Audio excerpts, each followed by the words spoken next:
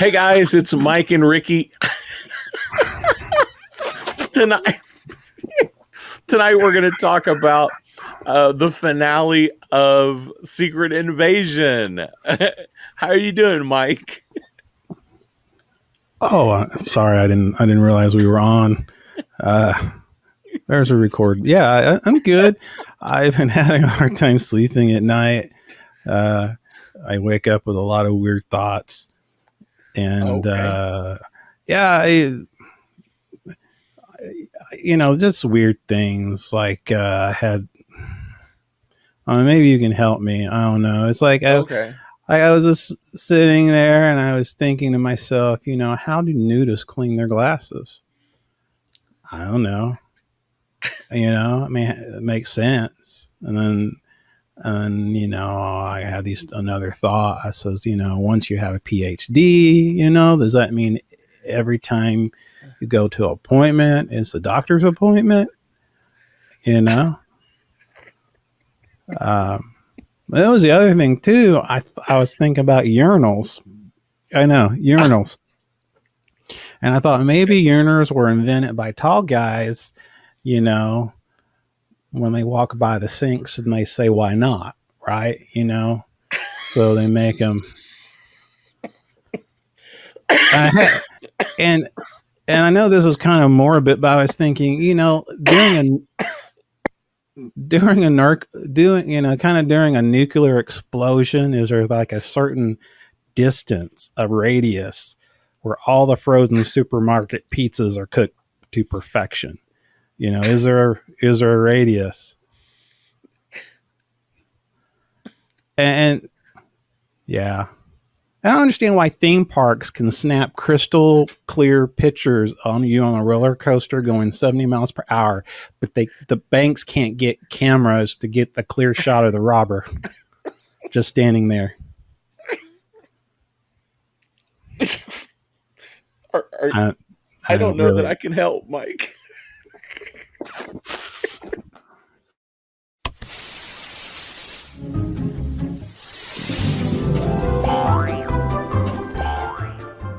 It's the Speaking Nerdy podcast with your host, Mr. Mike Schilling. And my good friend and compadre, Mr. Ricky Poe.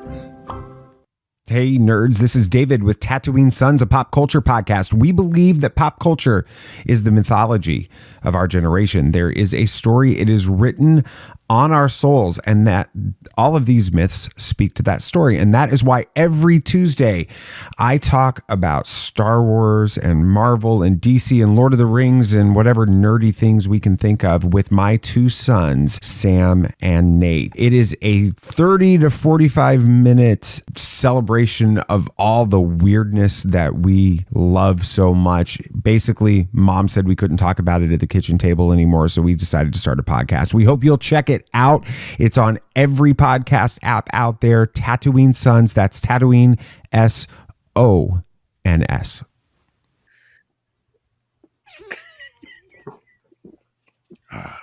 For those who are listening, I'm enjoying a beverage as you're driving. If you're driving somewhere right now and you're on your Spotify, which we're also on, we're no longer on that other one, Stitcher, because they're no longer. Apparently, we're not going to be on Stitcher anymore. Yeah, apparently nobody is going to be on Stitcher. Apparently, we ruined that format for everybody.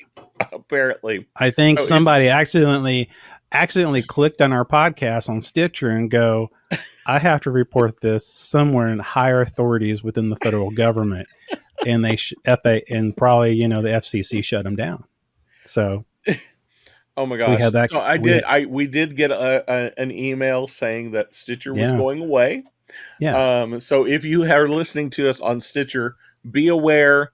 Very, very soon, you will not be able to listen to anything on Stitcher. Yeah. You can find us on any other podcasting app. Any other podcast. And apparently, Stitcher is going to be folded back into Pandora, which apparently is where it sprung out of. I didn't realize that. But we're on Spotify. We are. I'm just wondering what happens to those people who were like, Stitcher was like their main thing. But why? I listen to, I don't know. I listened to a couple of podcasts where it's like Stitcher. It's like that's the company that sponsored the show as the show.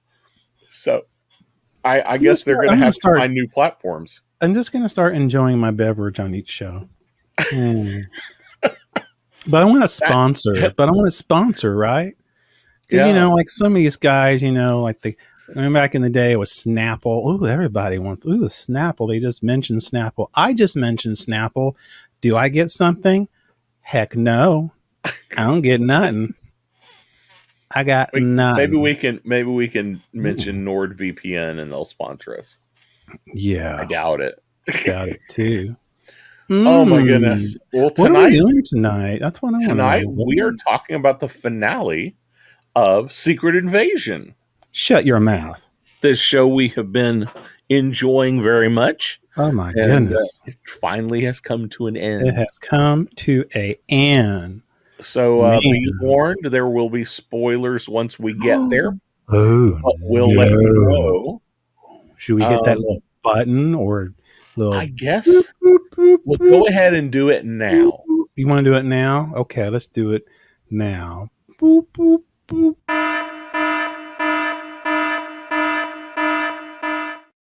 And those who are listening, that's our obnoxious sound for spoilers alerts, meaning we have, no reserves or any kind of, reservations about spoiling it. If you listen to the rest of this show and you haven't watched the last episode of Secret Invasion, it's your own.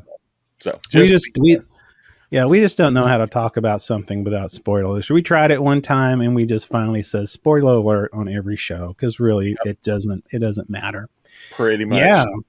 Well, we'll talk about this a little bit later. Yeah, go ahead.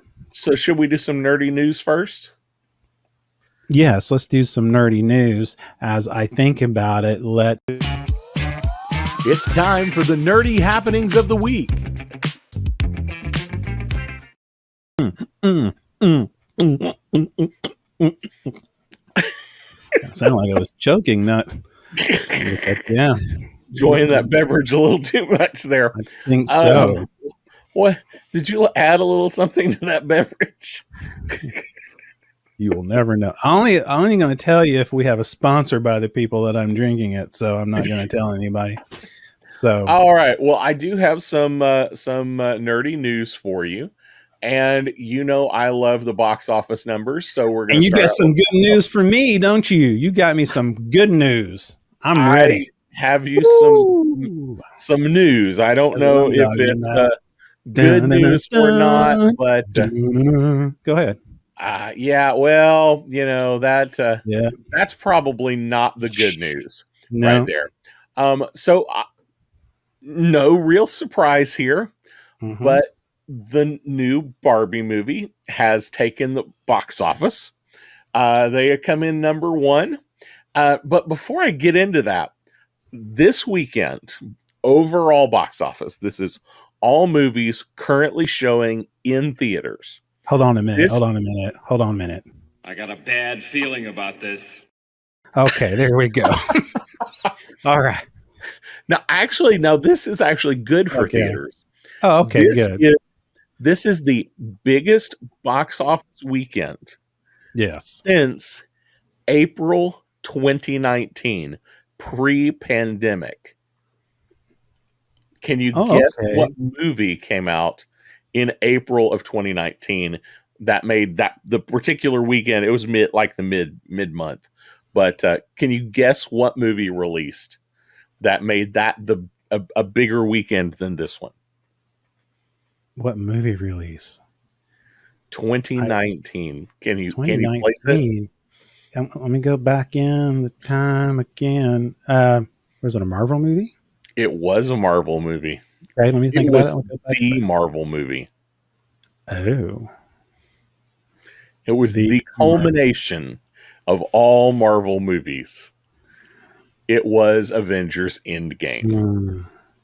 So the weekend that Avengers Endgame released was the biggest box office weekend. And we have not seen a weekend that big since then. Wow. Until this weekend, we came close, but we didn't quite surpass that one. But Barbie wins the box office with $155 million domestically. Man. And a worldwide box office of 337 million. Man, just imagine if they were like a big name, like a Indiana Jones or something like that. they would like rake it in, rake in the money, baby. Well, just for reference, since you brought up Indiana Jones did come in a somewhat respectable fifth place. Fifth place. With an additional $6 million. Their total domestic gross so far, mind you, that movie's been out for 4 weeks, is $158 million. Okay, so when you talked about a respectable... go ahead. Not really that respectable. Yeah, I mean... Yeah, the Barbie movie in one weekend has done almost more, almost as much as Indiana Jones has done in 4 weekends. I mean, that's like in school, when the teachers feel sorry for the, I don't know what you can say anymore but that to be PC, but that kid, whatever that kid over there, you get first place, second place, third place. I mean, eventually you got to stop handing out these ribbons, and then you got Billy number 5. So Harrison Ford has been given a number 5.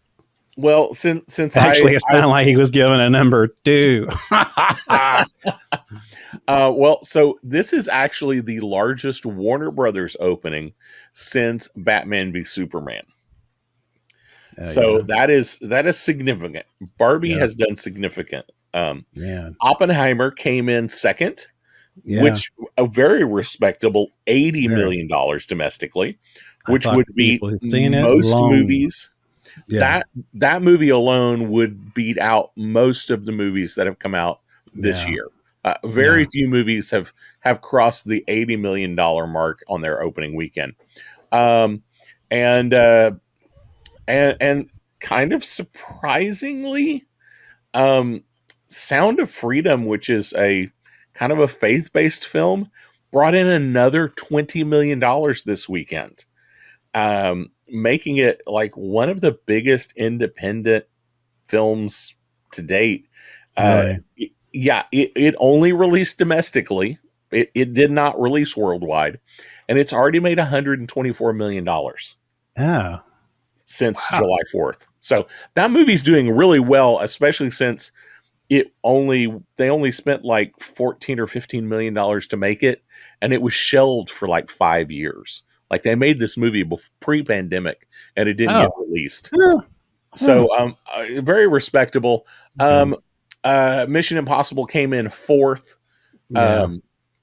And that movie's been out a couple of weeks now. Then everything else below that is movies you've never heard of or don't care about, pretty much. Pretty much. But but that's kind of the box office. So the biggest box office weekend we've seen since the pandemic. Yeah. And Barbie did it. Okay. Do you have any updates on how we're doing on this whole writers SAG ag? I don't have. Well, okay. So kind of, but not really. What I mean by that is I don't have specifics like on what's going on.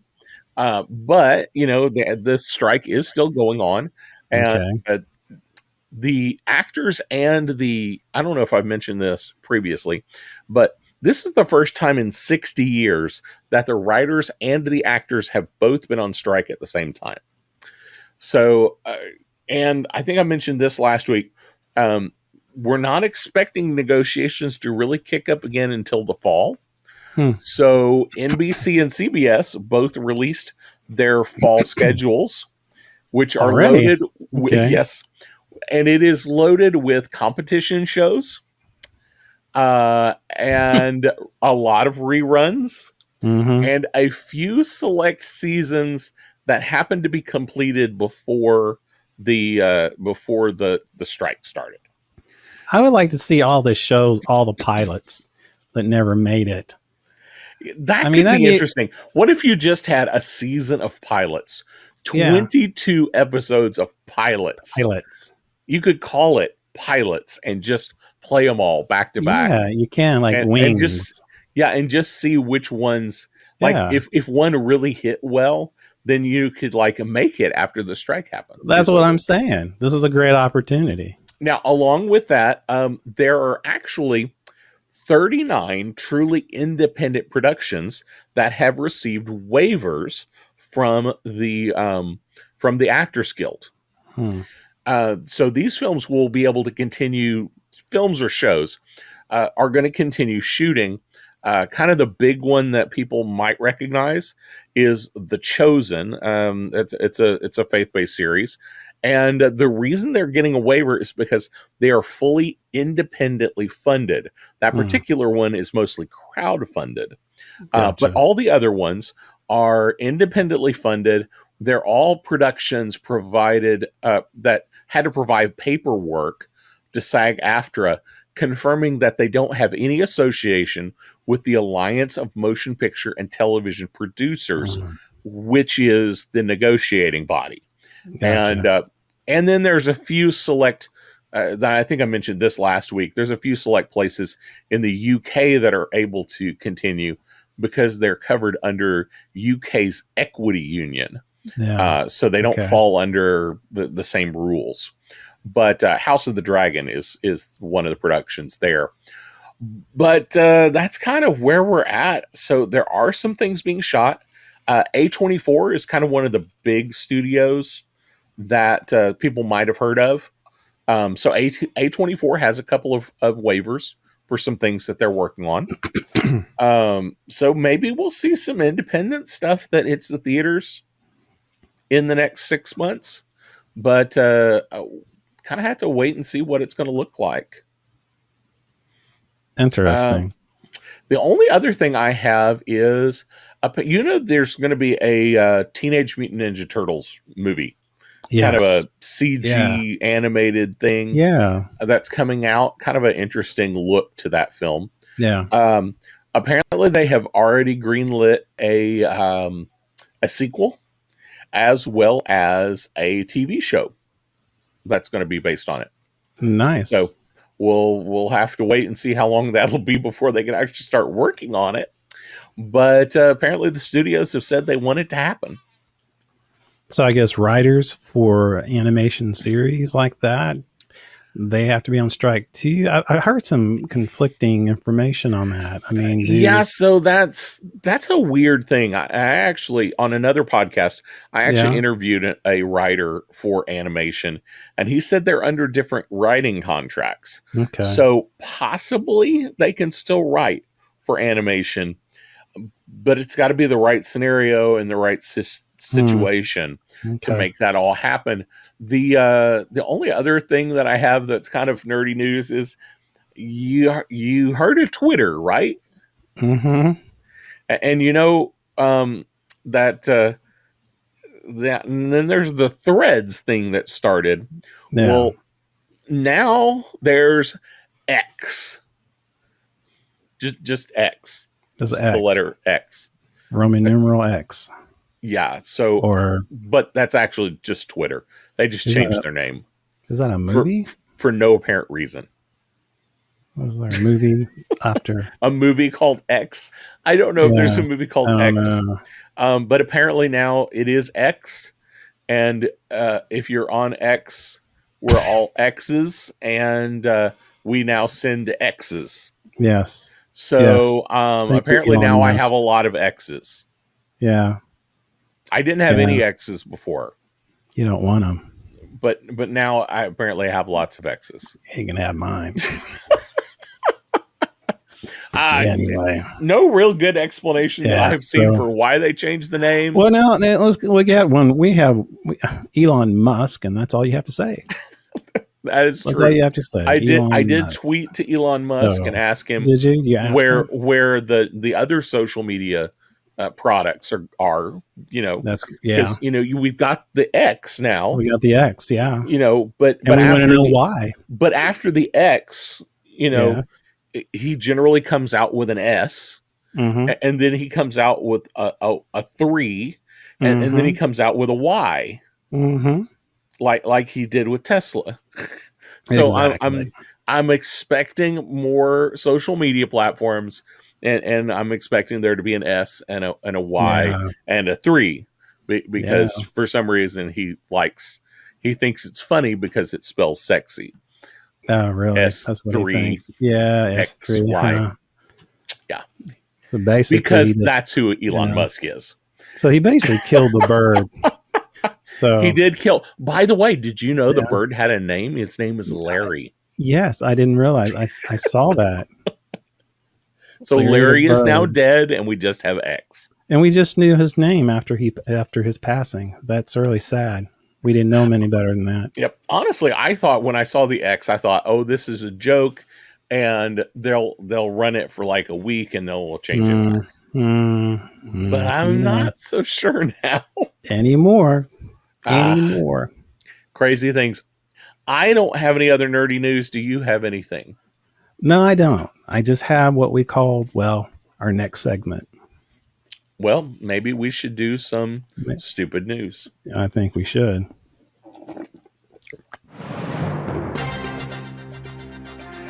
It's the weird and stupid news with your host, Mr. Mike Schilling. Well, we have a lot of news that comes from different regions of the world, and one I always like to pick from is the boot of America. That's right, Florida. And tonight we're going to focus on our friends down there, the bottom of the boot, out on the bayou, the folks down there who brings us the sunny delights and the massive hurricanes and destruction. So, that I don't know where I went. That's just I don't know. A Florida bus driver out there, basically a Florida bus driver got out their camera instead of opening the door when they arrived at a bus stop occupied by an unusual commuter. That's right. Okay. It was a alligator. Yes. Go Pasco County Public Transportation tweeted the photo snapped by the bus driver Sunday in Newport Richey when they spotted an alligator patiently waiting at the Pasco bus stop. Why did the alligator cross the road, they say, to get to the bus stop on time? Somebody tweeted. Well, you don't call it tweet anymore. Do you call it Xing? I don't know. Xing? I don't know. But county officials, anyway, X-Force, whatever. County officials said that the alligator was not allowed to board the bus, but was instead escorted to some nearby woods by Florida Fish and Wildlife Conservation Good to know. Commission personnel. I think that's discrimination. No alligators were harmed in the making of this. Of this segment. No, exactly. But also also in the great state of Florida, guess what? Thousands of sharks off Florida coast have ingested bales of cocaine left in the water by drug smugglers attempting to get their products into the United States. That's right. Goodness. Marine biologist Tom Blowfish Hurd, that's right, his nickname is Blowfish, wanted to examine whether the sharks have come into contact with the drugs. Oh no, it's cocaine. And his name's Blowfish. I know. It was,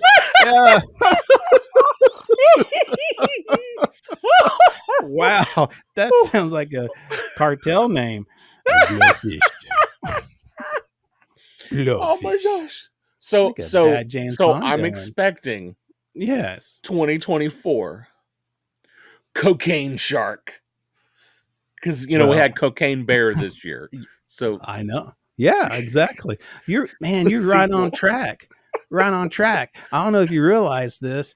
The Blowfish, anyway, he wanted to examine whether sharks had come in contact with the drug, which was the subject of a documentary that premiered during Discovery Channel's Shark Week, and it was called Cocaine Shark. So you hit it right on the nail. So it's not Sharknado. It's not Sharknado. Move out of the way, Sharknado. Now it's Cocaine Shark. Shark. Yeah. So oh my gosh. Hertz set off to the Florida Keys to investigate, where fishermen told tales of drug-addled sharks consuming the bales. During one of the observations behavior, great hammerheads, usually the species avoids humans, came right towards the team and appeared to swim kind of in a, well, they say in a wonkily manner. I don't know what wonkerly is, but apparently it's, I don't know what that means, but that's what they said. The scientists also put a package. This is interesting. The scientists also put a package in size and appearance to real cocaine bales in the water next to dummy swans as part of their study. Okay, so it's like an entrapment or something. Yeah, it's kind of like entrapment for sharks. So oh my gosh. Like the DEA agents waiting for these sharks, you know. So to their surprise, the sharks headed straight to the bales, not to the swans, and taking the bales away with them. So anyway, but final note, Heard, Blowfish, noted that what they observed doesn't mean the sharks have actually consumed cocaine. I'm sorry. Everything in this article tells me that someone was doing some blowfish. Okay. Exactly. Okay. So I want to hear about it. Oh my gosh. And one more article that I found for Florida. Well, a Florida man has been charged with the felony burglary of an occupied dwelling after breaking into the home and falling asleep on the couch. Okay. The homeowner told police she woke up around 7:20 a.m. and found the man sleeping on her couch. He apologized when she asked him what was he doing in her house. And then when she called the police, the suspect left the home. The suspect was found walking along a nearby road and was transported to the county jail. So anyway, what do? You walk into someone's home, you're going to steal their home, and you thought, this is a nice looking couch. I'm kind of tired. I'm going to crash. Take a nap. I'm thinking somebody had some blowfish. I think that has some blowfish too. I think that's the end of our stupid news, folks. This has been the Weird and Stupid News with your host, Mr. Mike Schilling. That sounds like a really bad James Bond villain, Blowfish. Blowfish. Really? Like a really Blowfish. I forget what we're going to talk about tonight. Can you remind me again? We are going to talk about the finale. The finale of Secret Invasion. Awesome. I was so excited for this episode. I was too. Do you feel a little... You know, when you get really excited about something like that, you know, that blind date and you're going, they tell you about the person, I'm going, man, I'm really excited to meet this person and you finally meet them. They're fine. It was okay. But the hype, you know, you were thinking that you were going to like, I don't know, you know, I don't want to show my age and say somebody like, you know, Suzanne Summers. But show my age, like let's think of somebody current, I don't know, whatever, what's her name, and then you end up with the bag lady.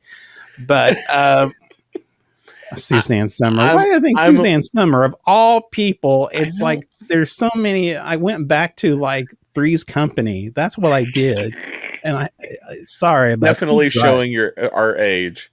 I'm knocking on the door. I definitely am with you. I think I was a little too hyped for this episode. Bad. It's not bad. It's not bad. I asked you when I first got on this call with you. My first question to you was, do you feel a little let down?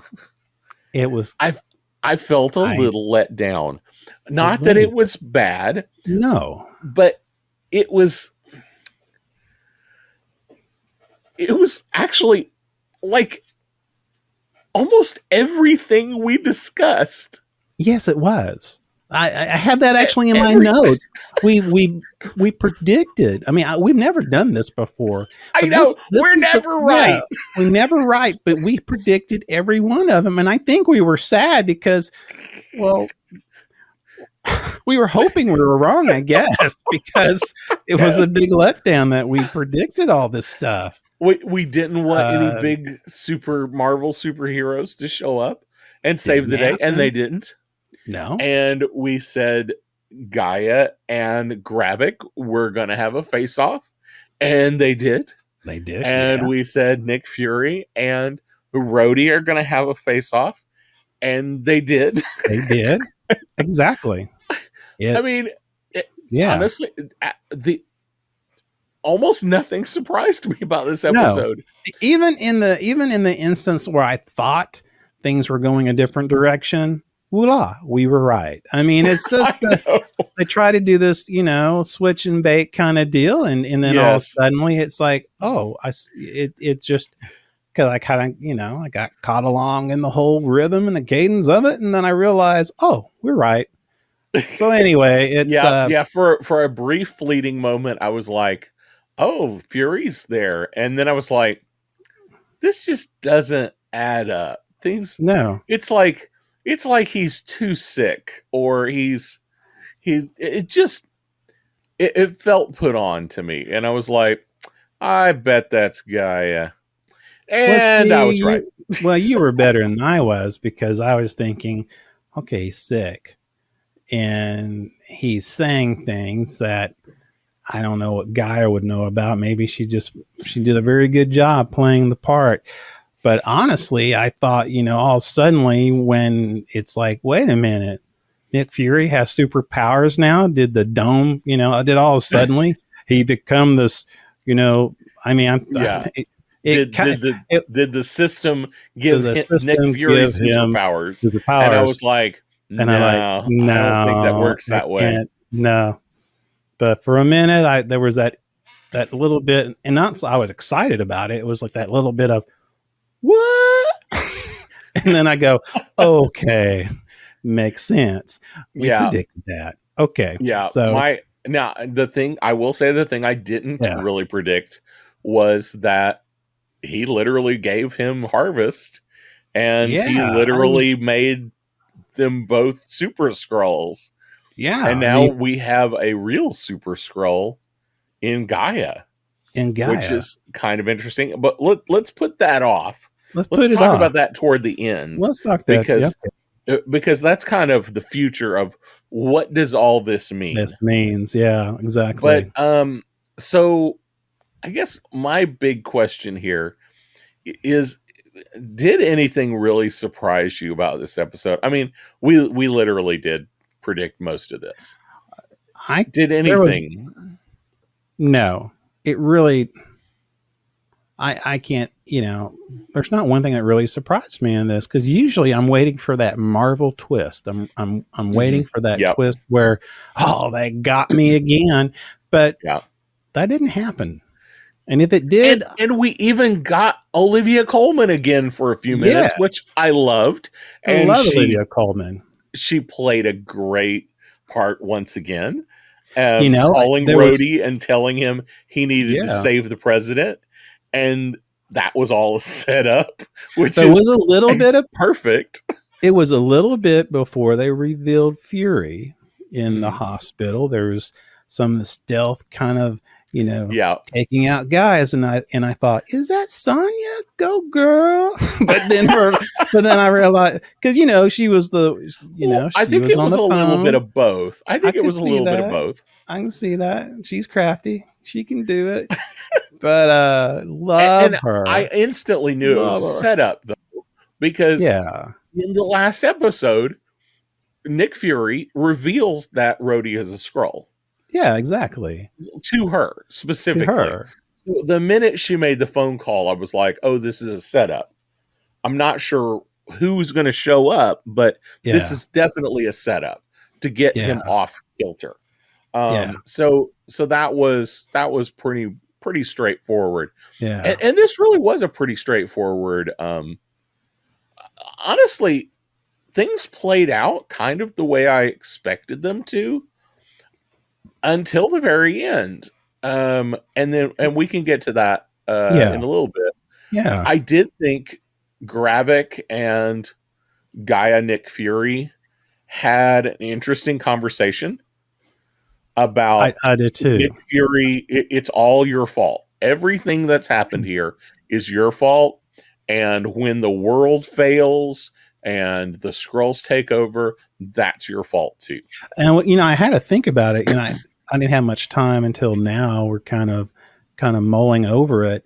But now that you realize that was Gaia that was playing, that was actually in Nick Fury's form. Yeah. How much of that is how she felt? How much of that was really coming from her, how she felt towards Nick Fury? Because, I definitely think that's the thing. Yeah, I do too. When she said, "You're right." Yeah. I think I wholeheartedly believe she left her dad and her mom because she believed in Gravik's ideal. Yeah. When she got there, she decided she didn't agree with his tactics. Yeah. But with his ideal and with the idea that Nick Fury had let them down, I think she agreed with it then. I think she agrees with it now. Yeah. Yeah. Yeah, that was a great scene. And because at that point, I wasn't totally... I didn't call on if you called on that point already that it was her. I did not at that scene. At that scene, it was kind of, for me, it was, I don't know where this is going, but okay, this is Nick Fury being very vulnerable here. And which is not really his personality. Yeah. I was going to say, before this scene, we see Nick Fury making a phone call to Priscilla Vara. Yeah. Vara, whatever, however you pronounce her name. You see him make that call. Yeah. And he doesn't say he's coming back for sure. No, he's not. Yeah, he doesn't say that. So the idea that he is going to die here wasn't out of the realm of possibility.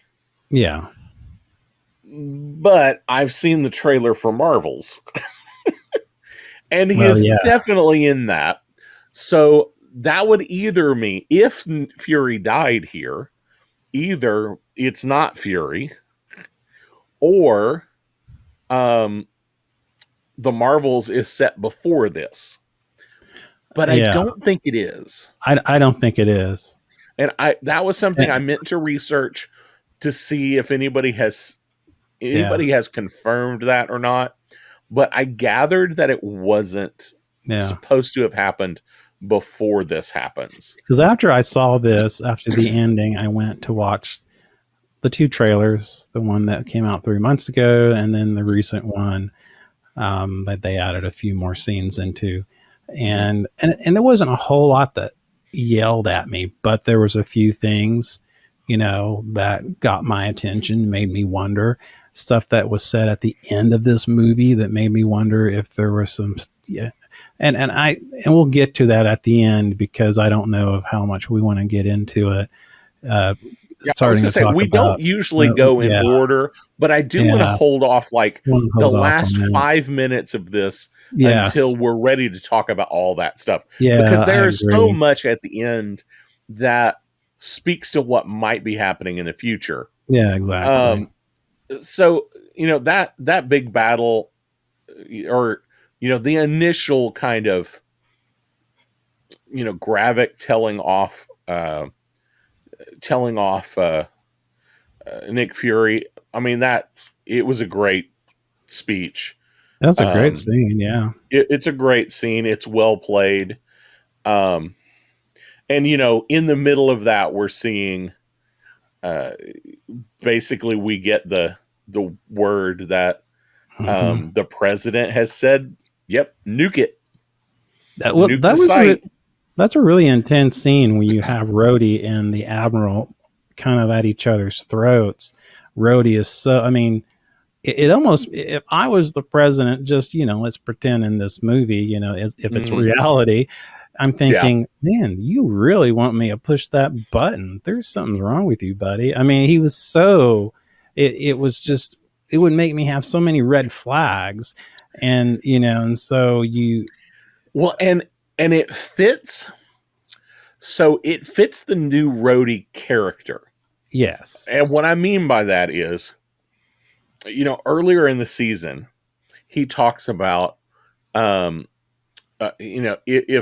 I don't remember what country it is, some Istan rolls their eyes one more time, I'm going to carpet bomb. I'm going to go get my suit and carpet bomb you. Yeah. And then Nick Fury says the same thing to him. Why don't you just carpet bomb him?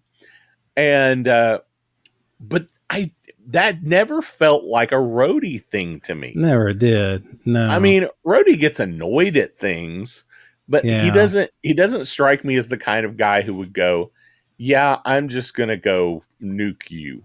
That's just I'm just going to go blow you all up. Yeah. Plus he's military.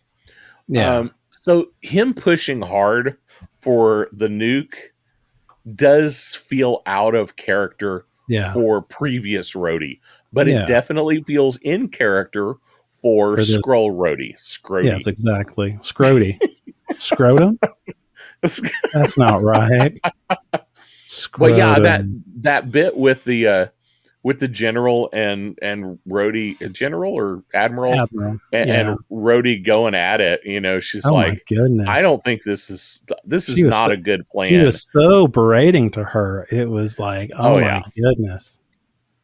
It was just amazing to me. And, we talked about Gara being, we already know Gara is in Nick Fury's form. Mm-hmm. It was fascinating in the scene where, and I'm going to say Gara's Nick Fury walking into that Russian compound where the Skrull base is at. And she walks in and she sees all these people that, that was trusted to her to protect. And she sees them slaughtered throughout this building. I mean, okay, so I have a question about that. Yeah. And I don't think it's answered here. Did he kill everybody? Well, maybe. There were the 2 guards at the front gate. Yes. That the Gaia, the Skrull Nick Fury killed. Yeah. Gaia killed. But we don't see any other Skrulls alive. No, we see that room, but that is the room where a select number of Skrulls came after Gravik. After him, yeah. And he just destroyed all of them. Yeah. So that doesn't surprise me. No. But we don't see any other Skrulls anywhere in the compound. No, we don't. And when Gaia, later when Gaia finally wins and she goes and releases all the humans from the pods, there's no Skrulls. Yeah. So did he slaughter everybody? Well, and that's the thing. It doesn't answer just that. Gone. Or did he just send them away because because I thought the idea was Gravik was going to escape and he's going to leave all the innocents here so they actually get nuked. And when he reveals that to the million Skrulls around the world, they will rise up. Yeah.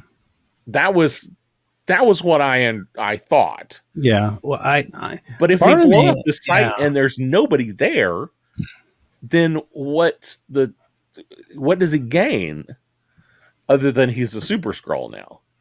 Well, I mean, and they targeted the Russian, Soviet Union. Well, but the Russians, the humans all get into a fight. Yeah. But what causes the Skrulls to rise up and finally wipe out the remainder of the humans? See, and I never caught on to the point that he was going to use his own people as bait. to draw in the other Skrulls. I mean, maybe that's just something I'm reading into it. I mean, but that's how I had read into it. I kind of, for me, it almost came across as, we talked about this before, the whole super, soldier serum that, the thing where, I can't remember the scientist's name. He tells, Rogers that, your personality is the same. If you're a good person, then you're a good person. If you're a bad person, you're a bad person. And the serum will, will just magnify that. Yeah, it amplifies whatever you already are. So you just, because in last week's scene where you see him, you see this, Gravik. I had to look down on my notes because I didn't want to say Garrick. Look down, Gravik. He really, it was almost like he was juiced. Okay. I mean, he was juiced. And I think he's got roid rage going on. Roid rage. And I just assumed that was part of it. People were scared. They were fearful. Some was trying to, rise against him. Maybe just through his anger, because I know in the other scene, he was really taunting everyone. Do you want a piece of me? Do you want a piece of me? Do you want to come absolutely. Me? And so, but you're right. There was nothing that really signified what really happened.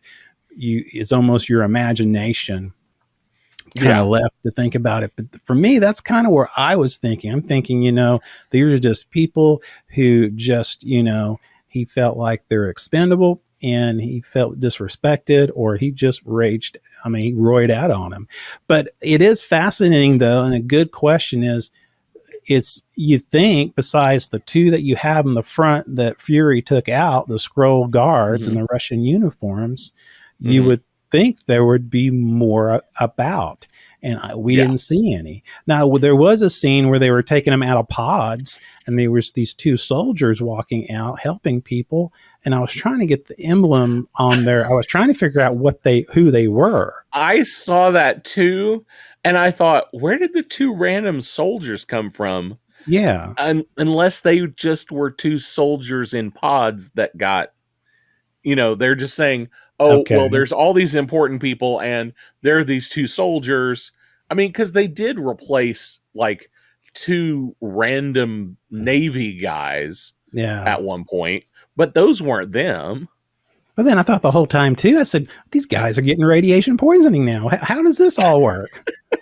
Did I ever hit you too at that point where they're going, because how do the humans that are in the pods that are getting out be maybe dead from radiation? Or they're preserved, or as they get out of it. I mean, then I'm not for sure. It's weird to me. There's kind of part.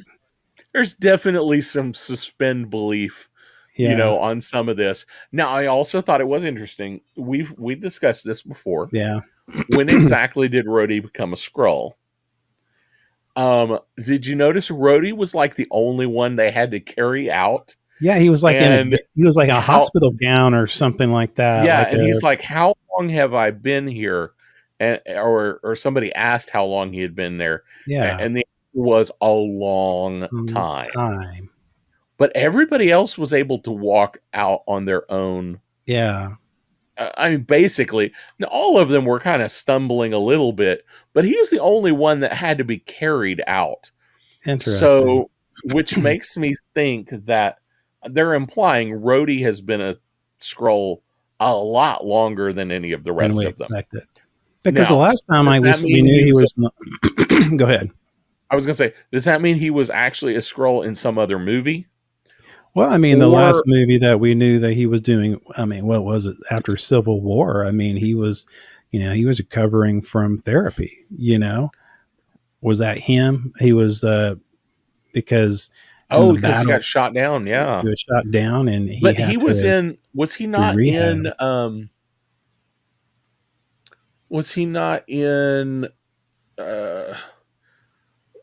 he Winter was Soldier? Yes, he was. Yeah, Falcon and the Winter Soldier. Yeah, and he was standing up and walking around. That first season. So that's a question. Anyway. Like, has he been a Skrull ever since? Like, he never actually recovered from his injuries, and he's been a Skrull this whole time? I don't know the answers to that, and I don't know that I want to know the answers to that. But or maybe they're just implying that he was the first one. Yeah. You know. Yeah. Maybe all the other ones were done later. He was the first one because once they got Scrody taken care of, he could help infiltrate the rest of them, you know, which could make sense. Yeah, it could be. Rhodey has access to all those other big people. So yeah, but that's an interesting bit of what ifs going on. So what else important do you have? Well, there's a lot of stuff pointing to close to the end, but the big thing is that, at first I was kind of pro-president, but now, I like the phone call Nick Fury called the president, and I don't know, his name is Reese. I can't remember the guy's name. Rice. Yeah. Something like that. Rice or something like that. Yeah, I don't remember. But he really berated the president. He said, because basically out of this whole ordeal, the president, discovered it was the Skrulls that, Rhodey Skrull, and they tried to kill him. And of course, it made him very angry. So now he does this broadcast, that does this, I'm going to get you. We know where you're at. Mm-hmm. And then after that, you have all these killings and these vigilantes and people, trying to find Skrulls that, that people are afraid of. And the problem is a lot of these Skrulls that are in the society are trying to do good. So, so all suddenly now you see this where you're going, okay, well, this has gotten worse. Okay. And back in that was the only thing I didn't predict. Okay. That was one prediction. Okay. That right there. I thought because of Talos, somehow I was hoping that the president would remember Talos, Talos protecting him, saving him. So I will say this is one of those I was wibbly wobbly on. Yeah. I said this is going to go one of two ways. Either the president is going to, now I didn't exactly either way get it perfectly right. Yeah. I was like, either the president's going to nuke the place. Yes. And that's going to be a reason. Either way, I think this is a reason why we're going to get President Ross. Yeah, I agree. And Nick Fury even says that is definitely a one-term president kind of move. Yes, exactly. So that definitely, we are setting up for President Ross, for Harrison Ford to step into the Red Hulk position. If you don't like it, get off my Earth. Yeah, exactly. Yeah, like, oh, his Earth. Oh, yeah. Yeah. Really? So this president is definitely he's not going to be around long. I'm not sure why he's not going to be around long. Yeah. If he's just going to get, ousted, or if he's going to get shot, or which that's entirely possible. Possibility. I mean, the thing is, and that's the thing is, if you're going to start taking out, Skrulls that are actually there to actually help, and then all of a sudden now you got a whole new rebellion going on. You have a whole new situation that you just created. Yeah. Now, with that in mind, there is this scene that is kind of weird and kind of tagged in, and Ritson is his name. It kind of tagged in, and I think it's while he's giving his speech. Either that, or it's while they're having the phone conversation. But Gaia goes, and I guess she's still there searching the place, and she finds this area with all of these people in pods. Yes. So does that mean that all these Skrulls that have taken the place of other people, like the ones that the vigilantes are killing, the Skrulls still have a whole ton of people captured? So this is still not a good situation. No, it's not. Even if they're doing good things as Skrulls, if they literally have taken the place of somebody who exists, yeah, I mean, that's still not a great look. no, it's not. I'm not, and so I'm not sure how that plays into this whole scenario. But Yeah, it's got to be. It's definitely a thing, and yeah.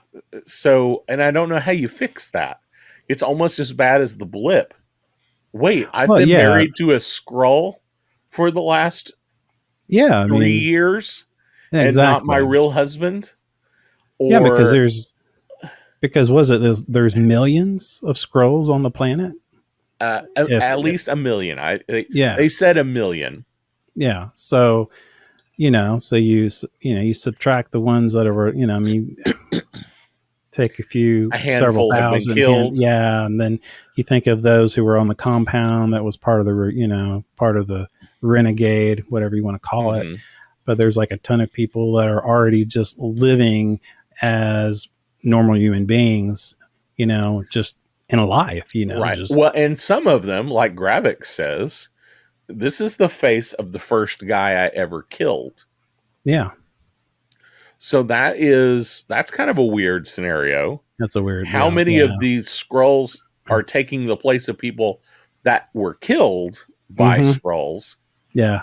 Versus how many are left in those pods? Because she walks into a room and there's just rows and rows and rows of them. Yeah. And it's such a quick shot, and there's no explanation, and there's no real clear answer to what that's all about. Well, and what the pods are doing. I mean, and there's a stasis. Is it that, are they having, there's like a mind meld going on with it? Because you see the things happening, that these electrical things to their head. I mean, it's almost like getting data or some type of processing going on. So I don't know. And you made a good point. I mean, it's not done. I mean, you still have several people out there. Now you have vigilantes, you have people taking out each other, killing killing people who are, if it's like a witch hunt. If they think you are a Skrull, they're going to kill you.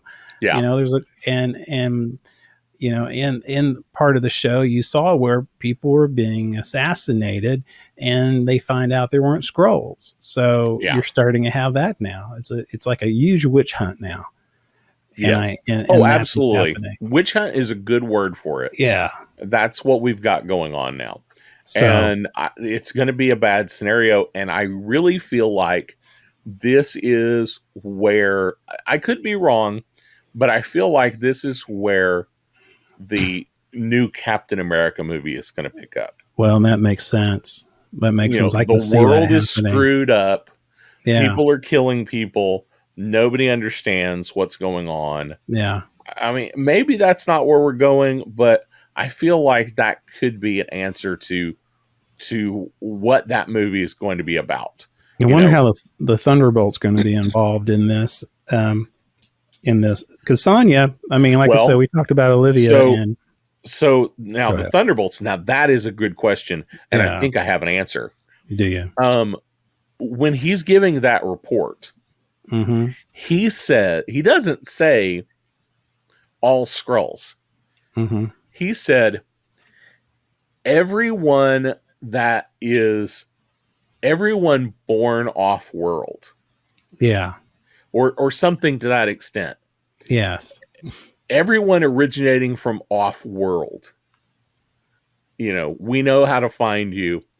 Well, that's several of the Avengers. Not all of them. Yeah. Because, Rhodey, not off-world. Yeah. But if they get lumped into this group of, we can't trust any of these superheroes because they worked so closely with all these off-world people. Yeah. Does that mean that, is that where the Thunderbolts come in? Yeah. The Thunderbolts are all on Earth people. We know where they came from. I don't know if that's where we're going to go, but I feel like that fits. I agree. And, I'm kind of scrolling into some of the content that we were talking about. One thing that stuck out to me, and I didn't do any photos on this one, but I liked how during the combat between Gravik and Gara, where you can see a lot of the Captain Marvel effects when they're fighting, especially with her. There's that that kind of that fiery glow of Gara when she's fighting in the middle of the air with Gravik. And she's definitely a Captain Marvel now. Captain Marvel now. So, but the thing is that how is she going to? Because now she's a commodity. Now she's a value. I mean, she is too powerful not to be somehow involved in this universe. And we'll just, and so she's definitely a superhero now. Yeah. So no question. Yes. So she's definitely a consideration in what's going on. Will she be one of the Thunderbolts? Well, and that's what I was thinking, but who is going to be, it's funny because, Sonya, our British, feisty agent, she's basically, she's courted Gaia. So absolutely. Absolutely. She's recruited Gaia. Yeah. And that's in the kind of close to the end, folks, when she's kind of walking away and she knows somebody is following her. And man, Sonya is so awesome. She says, no, we're using each other. Okay. Oh yeah. That was beautiful. It's no. You're going to use. I'm going to use you, and you're going to use me. Yes. And I think that is a brilliant statement, because it's like, I absolutely know, and you absolutely know, this is not going to be a one-way thing, because you can fly off at any moment. I mean, Sonya's pretty straightforward. I have no control over you. Yes. But if you work with me, it will be good. It will be beneficial for both of us. For both of us, yes. Yeah. I thought that was a beautiful line.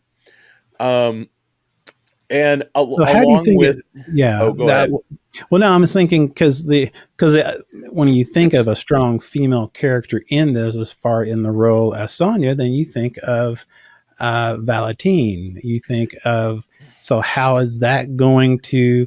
Is there going to be something going on between there? Kind of because what if everybody Thunderbolts go after Gaia?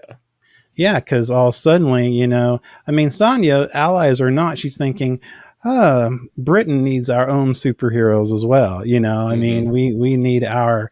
We now have a Captain Britain. Captain Britain, yes, that would be awesome. But yes, that is a distinct possibility. Yeah, I think it's a distinct possibility that the Thunderbolts could be who they could be sending her. The Thunderbolts after Gaia. Could be. Because Gaia has the abilities of all of the big superheroes. All of them. So with that in mind, with that in mind, what are they going to do? They are going to have to send a team after her. Yeah. No single superhero will be able to stand up to her.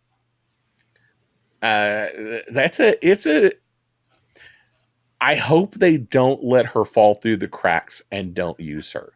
That's my concern.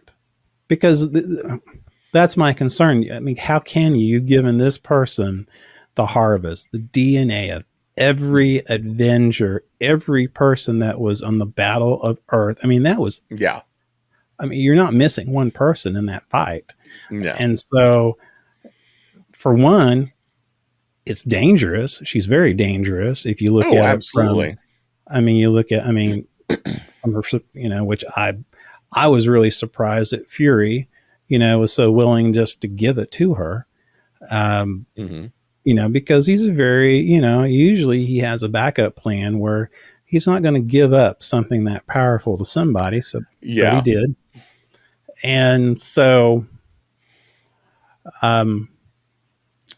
So yeah, I agree with you. I think I can't see how they cannot use her, and they've given somebody who is. I mean, Emily Clark is not a B actress. I mean, she's a really good actress, but as far as a B character within I guess within a franchise like Marvel, they've just brought her to a new position where what are they going to do with her? Because now she has these powers that elevates to theatrical. I mean, you know what I'm saying? Absolutely. So, I mean, yeah. So you have superpowers that goes from a Disney, series, to now, okay, well, you gave her theatrical powers now. Okay. So what are you going to do with that?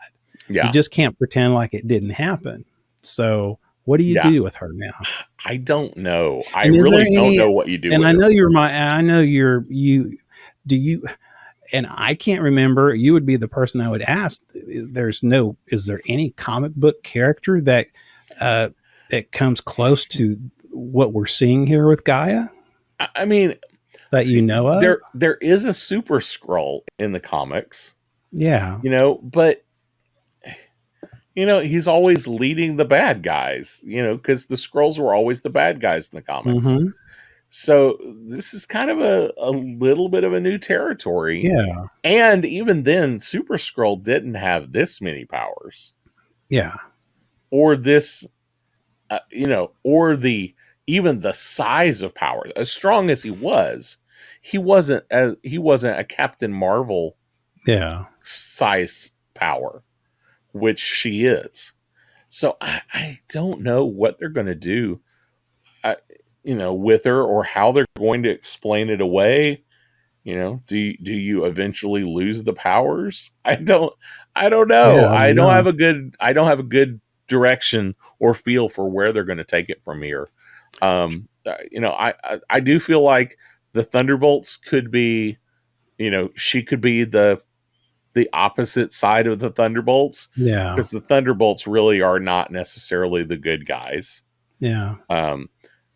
So the good guys are the bad guys are the protagonist of a movie, and Gaia is the bad guy, but she's actually the good one. Yeah. I don't know. That's a possibility, but I've not read anything that says that. I feel like she's too powerful to be the next Captain America villain. Yes. Yeah. Or even for her to really play a good part there. Unless Captain America is up against somebody that that Falcon just can't handle. Yeah. And then Gaia is the super partner. Mm-hmm. I don't really like that idea, but I don't know where we're going with that. I was really kind of pleased with the very ending, and Fury reconciling with Vara. Yeah, that's exactly where I wanted to go next. Yeah. Yeah. It's and embracing her in her true form, which has kind of been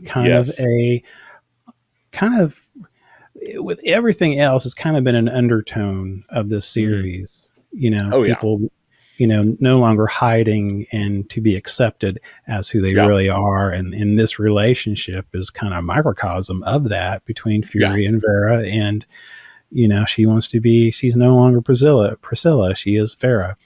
And so, but I think it's interesting that she, earlier in the series, Gaia asks her, would he be okay with you in your own skin? And she says, that's none of your business.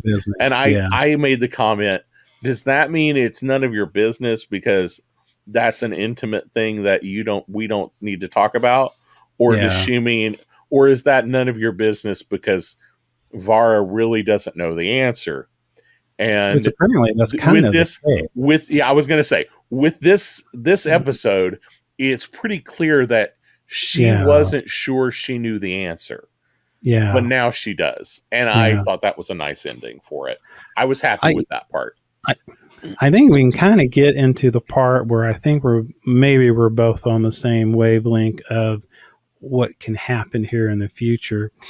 There was one scene before they leave to go to Saber, and Saber is still a major part of whatever's happening, because we've seen this in future trailers. If the trailer is so, he wants Vera to come along as an ambassador for the Skrull, because there is a Kree Skrull peace, some type of peace that they're trying to peace summit. Yes. And I guess apparently the Kree is, they're open to it. So, and it sounds like that's where, at least in some way, the Marvels movie is going to revolve around part of that. See, and I can't see any way that doesn't. No, I think it was interesting to me. Okay, so and I'm trying to get my bearings straight here. So let's go back to, let's say, Spider-Man, the end of Spider-Man No Way Home, or was it Spider-Man? It was the one at the very ending where you see Nick Fury, and he's in his Crocs and his pajamas and stuff on the ship, with all the Skrulls walking around. And for me, I thought that was Saber. Maybe it wasn't Saber. I think it was. I think it was. Now, when you're looking at the new trailer for the Marvel, he is also back on Saber, which is funny because apparently, really, the U.S. government has no control over it, because the confrontation between Fury and the president, of course, at this point, it's not very friendly. So I'm not for sure how that all works. But getting to my point is that in the trailer, you see a lot of people on the station that looks human, which made me think, are these Kree? And, are these... Or are they Skrulls in disguise? Skrulls in disguise. Or humans. Yeah, or humans, or whatever. Because I know that actually, because in the previous comment that I made, they were in some Skrull form. And this one, they look human. But again, it could be either way. So after watching this series, I went to go watch the trailer and see if I could pick a few things from it. And maybe that was probably the closest thing I could see was the people that were on the station. And I thought to myself, okay. And again, we don't know what the situation is during that time. But we know that movie is supposed to be coming out soon. When I say soon, like November? I think it's earlier than that. Early October? Let's see. Marvel's release date. Because November. Right, November 10th. November. Okay, November 10th. Later than I thought. So, and what do we have going? We have anything going on in the Marvelverse between then? Do we know of? I mean, I know with the strikes and everything, but is there something? Loki is supposed to be coming out. Oh, yes. But I don't think Loki is. I think Loki is such a parallel universe, multiverse thing. I don't know if it's going to even touch on any of this. Yeah. But let's see. So Loki is the only thing I can think of in MCU. Yeah, Echo's supposed to come out November as well, if that's still on schedule. Loki is supposed to come out in October. Because Loki isn't technically Loki's done.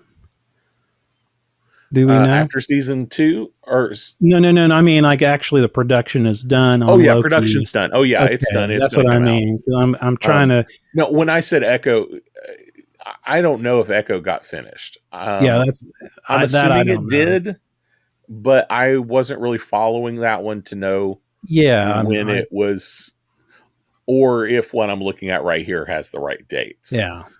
So the next thing out should be Loki in October. And then we have the Marvels in November. Yes. And then late November is Echo.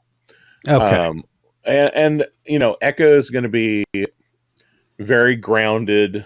Yeah. It's going to probably have Daredevil in it. Yeah. And a few of those, a few of those characters. Yeah. So, yeah. Kingpin will probably be in that. Yeah. That'll be small Earth kind of stuff. Yeah, I mean, it'll probably all revolve around. Yeah, exactly. We're not going to get universal or time travel kind of stuff there. Loki is probably going to be time hopping. Yeah. But I don't know that we're going to see. I mean, Echo could be dealing. I mean, they could be dealing with all the lawlessness that's going on, but that's in a possibility. but in a more of a local, centralized area. It could be Kingpin comes to rise because of all the unease. That's totally a possibility. But I don't feel like Loki really fits into any of this. I don't. Yeah. I think Loki will kind of be its own thing. Loki is probably going to lead more into the bigger MCU events. Yeah. You know, like what am I thinking of? You know, like Loki's probably going to be more about quantum type of stuff. Kong, which we don't know what's going on with that deal. Which we don't really know how that's all going to play out. I think that's going to have more to do with Kang and Secret Wars and all that kind of stuff. Kang. Yeah. No, I agree with you. But yeah, I mean, I thought the show was good. I think we both are more kind of shocked that we were correct on this. Maybe that's why we were kind of going, man, I feel kind of cheated out. But I think overall, if I had to tell anyone what I thought about the overall series, I thought it was pretty awesome. I think it was one of the better series that I have watched as far as a Marvel streaming series. I think it's one of the better ones that I have seen. I definitely, for me, I mean, Loki is good, but for me, I enjoyed this one more. Yeah. I think the cast was phenomenal. Not saying the cast of these other shows were not either, but the cast that they have was so good. And many of them ended up going to play in Barbie. So that was a good thing too. There are lots of Marvel actors in the Barbie movie. Yeah, that made me. Wait a minute, Gravik? The Shang-Chi is in there. Yeah, so I don't even know who else is in there. But I sent you that meme the other night, that picture the other night where they had the comparisons of them, and I thought, get out of here, get out of here. Well, folks, this is the ending of this series, and man, I hope you enjoy this podcast. Currently, this is Friday, our Friday podcast. If you haven't had a chance, we've just now Futurama is now out, from my understanding, to view. I haven't had a chance to sit down and watch it yet. I know that we are really excited for Ahsoka coming up, which is supposed to be coming up really soon, and we're going to do a show by show of Ahsoka. We don't always do show by shows, but if there's particular shows that me and Ricky go, okay, I'm really excited about this, then we'll do a show by show. Sometimes we'll do a single show. Yeah, I was going to say, usually what we do is after the first episode, we will do an episode. Yes, and then we'll decide, are we going to do show by show, or are we going to wait till the end? Depending how much we really like it. Yeah. If we really like it, then we'll probably go show by show. Ahsoka is a good possibility. Futurama is not. No, we love Futurama. I do love Futurama, but I'm not doing a show by show. I'm not going to do 16 episodes of Futurama. No way. No, but we will. We're going to talk about Futurama, coming up here soon. See some of it. See if it is the same feeling from how many moons ago, So I look forward to seeing it. So far, I've heard some good things. I don't know. We'll find out for ourselves, and we'll invite you guys to come along in the ride. I think, are we talking about doing that next Friday? Okay. Next Friday is all about Futurama. So we're going to focus mostly on the new one. But we will definitely do some comparison. to the Yeah, old one. definitely. And then after that, prepare for some Ahsoka, which we are excited about. Yep. And of course, again, we come out every Friday. We have our YouTube podcast, YouTube videos, and our audio podcast, which you can't get on Stitcher anymore. You can get us on Apple, and you can get us on, I mean, any of your favorite, if you have a favorite venue of listening to your podcast, audio podcast, we're on it. And just check us out. Also, too, we have a website, speakingnerdy.com, where we have links to all their audio podcasts as well as to our YouTube channel. Check out the store. We have some nerdy stuff in it. Am I missing anything, my friend? I don't think so. I think we're ready to wrap it up. Okay. Well, just like Blowfish says, let's go.